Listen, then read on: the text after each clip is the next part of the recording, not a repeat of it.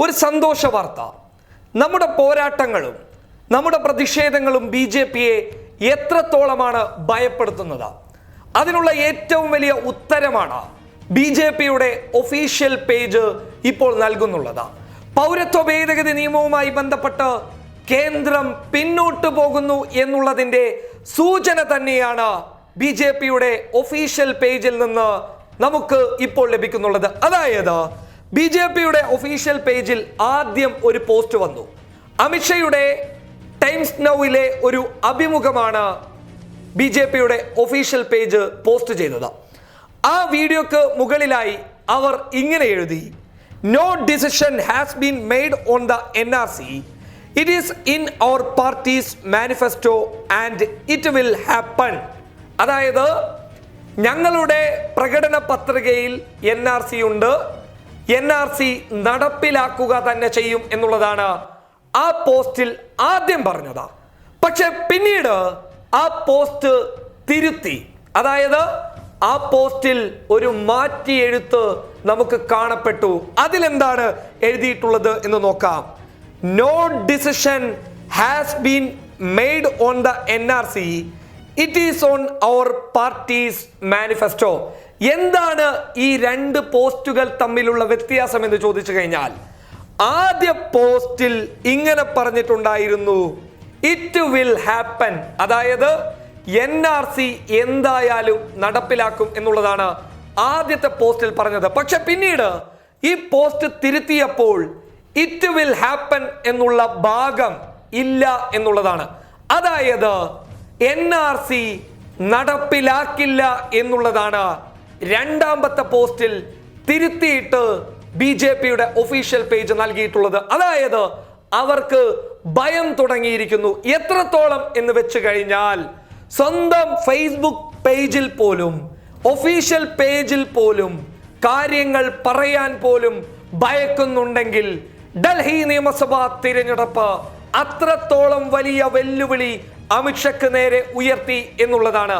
അതായത് അമിത്ഷായും നരേന്ദ്രമോദിയും അടങ്ങുന്ന BJPയുടെ നേതാക്കൾ പൗരത്വ ഭേദഗതി നിയമവുമായി ബന്ധപ്പെട്ടുള്ള നീക്കങ്ങളിൽ നിന്ന് പിന്നോട്ട് പോകുന്ന ഒരു സാഹചര്യം നമുക്ക് ഈ രാജ്യത്ത് കാണാൻ വേണ്ടി സാധിക്കുന്നു.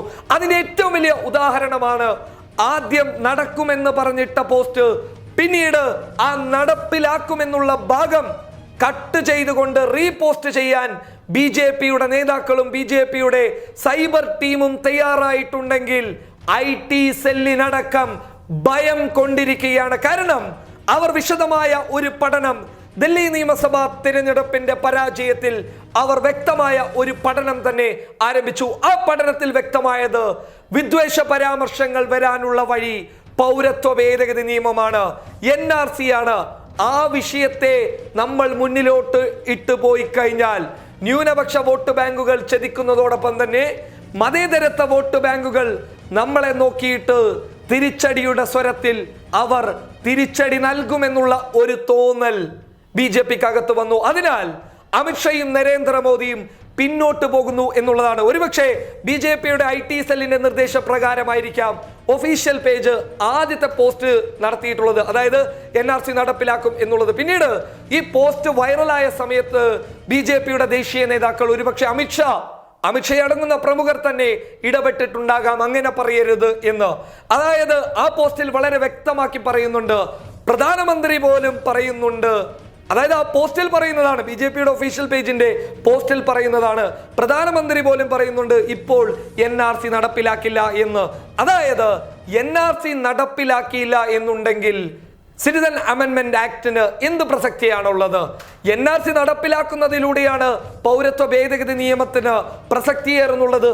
പൗരത്വ ഭേദഗതി നിയമം അത് BJP കൊണ്ടാടുന്ന ഒരു വലിയ വിപ്ലവമാണ് എന്നാണ് സംഘപരിവാർ പറഞ്ഞു നടക്കുന്നത്. പക്ഷേ NRC നടപ്പിലാക്കാൻ ഞങ്ങൾ മുന്നോട്ട് വരുന്നില്ല എന്ന് BJP അവരുടെ ഒഫീഷ്യൽ പേജിൽ പോലും പറയുമ്പോൾ അതിനർത്ഥം ഭയം അവരുടെ സിരകളിലേക്ക് കയറിയിരിക്കുന്നു.